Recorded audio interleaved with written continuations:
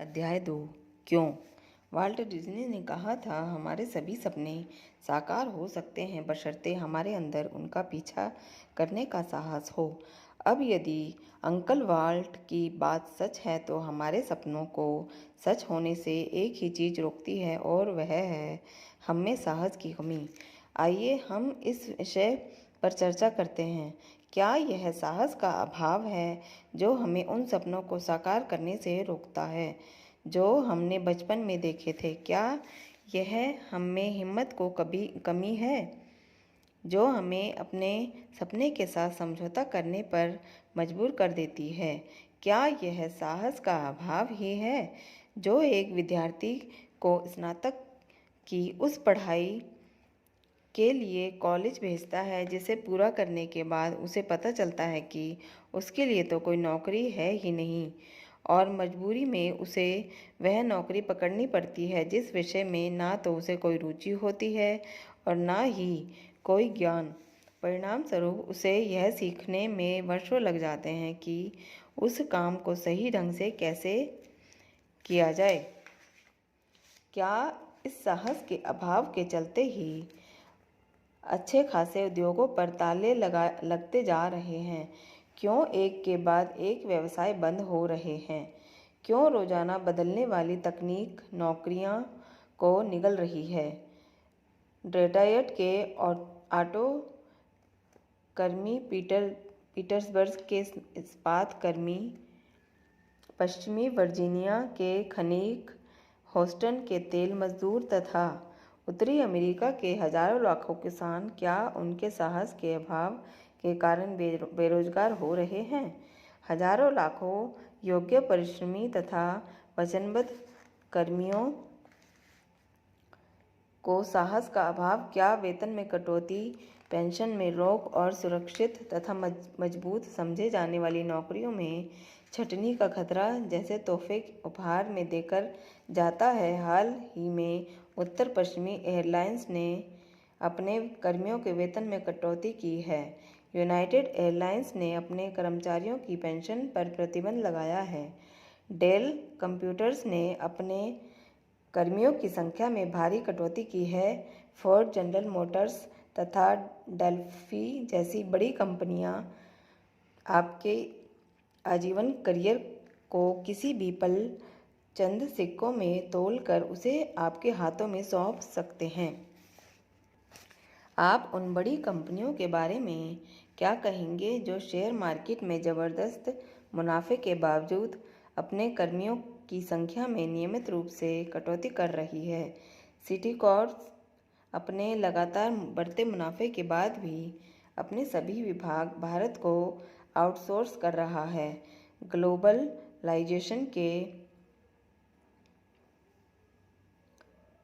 चलते नौकरियां क्यों समाप्त होती जा रही हैं? अमेरिकी नौकरियां एशिया तथा पूर्वी यूरोप वासियों के हाथों में क्यों जा रही है? पश्चिमी कर्मियों के लिए बाजार की हालत बहुत ही डरावनी है।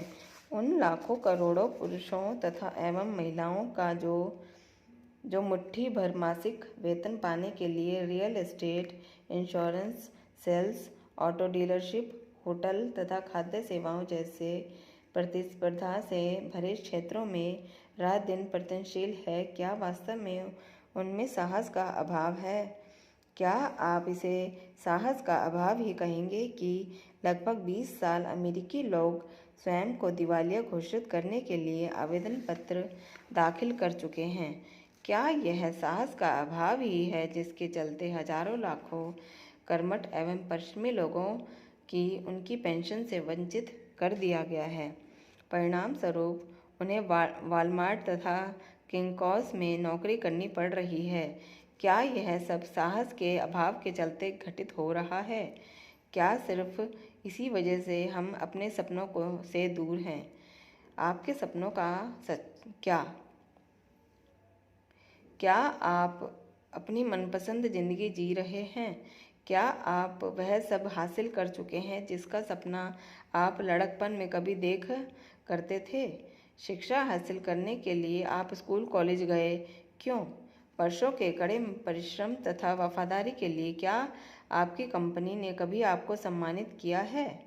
क्या आप उपयुक्त समय एवं धन के साथ सेवानिवृत्त हो पाएंगे? रिटायरमेंट के बाद जब आपके पास समय ही समय होगा, जब अपने मित्रों तथा परिवार के सदस्यों के साथ जीवन का आनंद लेने के लिए आप धन कहाँ से लाएंगे? मिस्टर डिज्नी के अनुसार, यदि आपके सपने पूरे नहीं हो पा रहे हैं तो इसका अर्थ यह है कि आप में उन्हें साकार करने का साहस नहीं है। क्या यह बात हम पर लागू होती है या फिर हम कायर हैं? नहीं, ऐसा कुछ भी नहीं है। मैं आपको इस बात का आश्वासन देता हूँ कि हमें साहस का अभाव बिल्कुल भी नहीं है। विपरीत इसके हम सभी के भीतर एक ज्वाला धड़क रही है जो हमारे अस्तित्व को बनाए रखने में हमारी सहायता करती है। ज़रूरत है तो बस उसे हवा देने की। हम सभी को अपने सपने साकार करने हैं।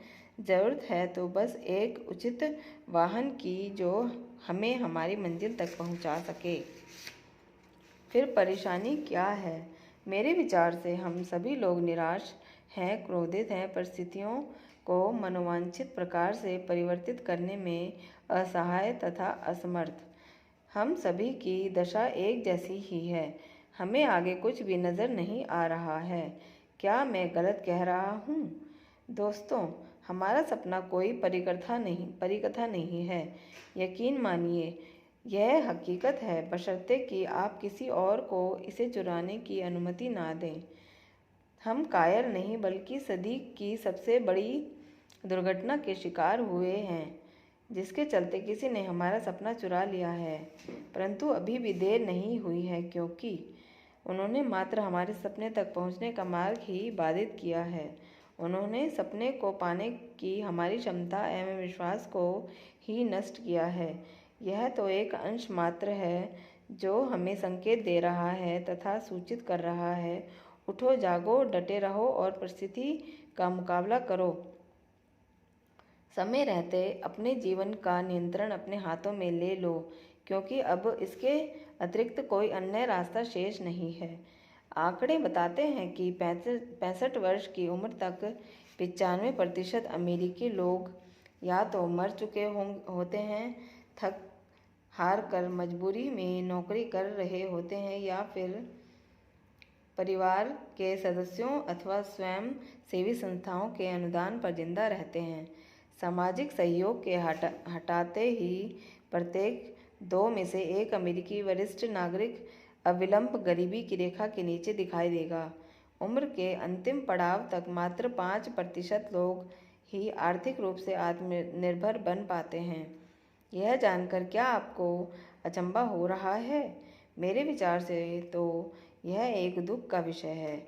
मैं आपको चुनौती देता हूँ कि यदि आप वह करना बंद कर दें जो 95% लोग पूरी उम्र किया करते हैं, तो अपनी उम्र की 65वीं अवस्था में आपको इस न्यूनतम सामाजिक सुरक्षा का मुंह नहीं ताकना पड़ेगा। आगे मैं आपको बताऊंगा कि आप किस प्रकार वह सब पा सकते हैं जिसकी कल्पना कभी आपने स्वप्न में की होगी, तथा कैसे आप 5% लोगों की श्रेणी में शामिल होकर जीवन भर 95% दौलत का आनंद उठा सकते हैं। मेरे संग आगे बढ़ना जारी रखें।